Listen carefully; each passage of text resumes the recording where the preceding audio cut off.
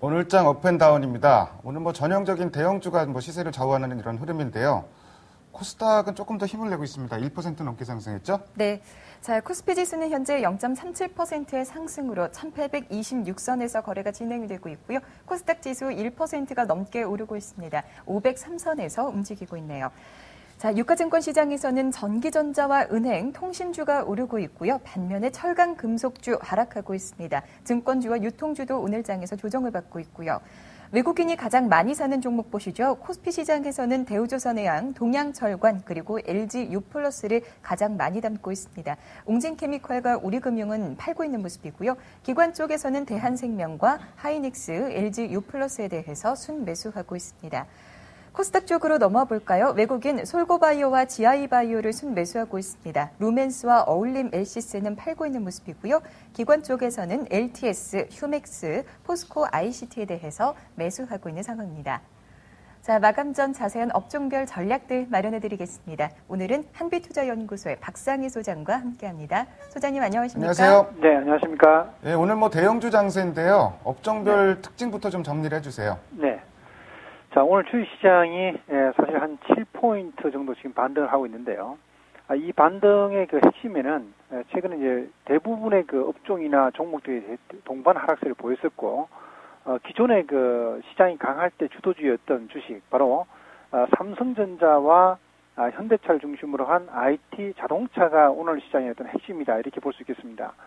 물론 원전 관련주 쪽에서 일부 주식들이 좀 최근에 견조한 모습 보이고는 있습니다. 그러나 그쪽보다는 오늘 시장만 놓고 봤을 때는 시장의 반등 주도주는 삼성전자와 현대차를 포함한 그 자동차 쪽이 아닌가, 이렇게 볼 수 있겠습니다.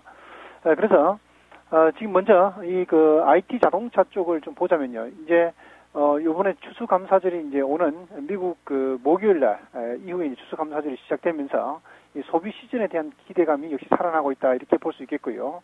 역시 이쪽에는 강한 경쟁력을 바탕으로 해서 이 연말 소비 시즌 때 상대적으로 실적 호전과 함께 그 수혜를 입지 않을까 하는 기대감이 지금 작용하고 있고요. 또 최근에 어느 정도 조정을 받으면서 가격적인 메리트가 조금 부각되고 있는 것 같습니다. 그래서 좀 부각되고 있는데 제가 봤을 때는 삼성전자를 포함한 그 삼성전자 IT 쪽에서는 삼성전자 하나 정도, 그리고 자동차는 이제 완성차와 부품주까지 해서 전반적으로 해서 이 핵심 종목들은 조정을 이용해서 관심을 가지고 계속 대응해도 된다, 이렇게 우선 말씀을 좀 드리고 싶고요. 그리고 이제 원전 관련해서 그 일부 테마주들이 움직이고 있습니다. 한전기술이나 한전 KPS, 그리고 두산중공업 정도인데요. 전력 관련주로 해서 오늘 또 LS 산전도 상당히 좀 강한 모습이고요. 이쪽 같은 경우는 이 두산중공업이 4, 4분기 수주 모멘텀이 비교적 견조하게 강하게 유지될 것으로 예상이 되고 있고, 앞으로 그 실적 모멘텀도 상당히 뛰어난 것으로 분석이 되고 있기 때문에 두산중공업 정도를 계속해서 관심을 좀 가지자, 이렇게 말씀드리겠습니다. 반면에 경기 민감 업종이라 볼 수 있는 화학이나 정유업종, 또 철강이나 기계업종, 이런 쪽은 상대적으로 그 약합니다. 최근에 그 중국 증시가 지난 한 달 가까이 견조한 상승을 보이다가 최근 들어와서 한 일주일 동안 급락이 나오고 있습니다. 그래서 그 중국 증시와 연동되면서 좀 약한 모습도 있고요.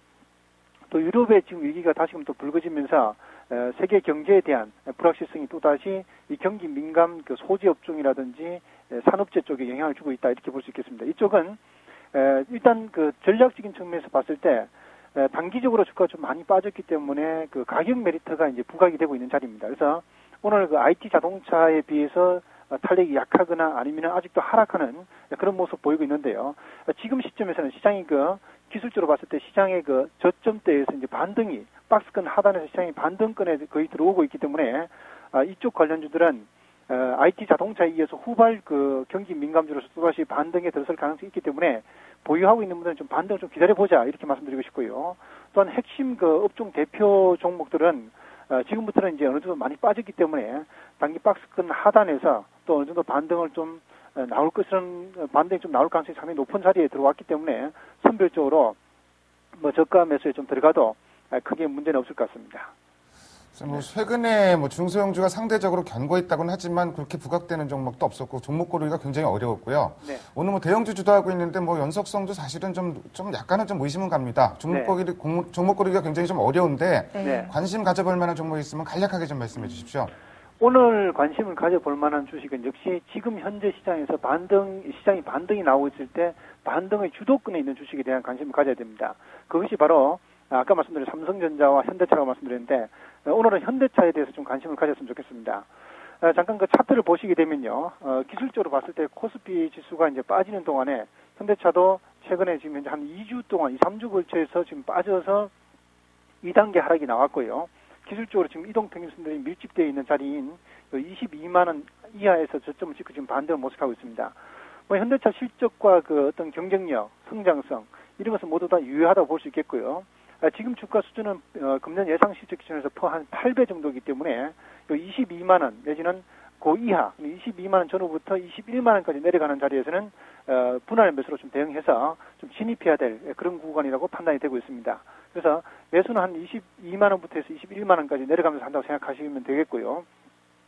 단기 손절가액은 한 21만 원 정도를 손절가액을 잡고 대응하시면 되고, 목표는 기업 가치는 한 30만 원까지 나오지만은 고점 수준이 한 25만 원 목표로 해서, 그리고 또 이 추세가 기술적으로 또 상승 추세에 연장되는 선이 한 25만 원까지 나오기 때문에 그 정도를 목표로 해서 좀 대응해 보시면 되겠다, 이렇게 말씀을 좀 드리고 싶습니다.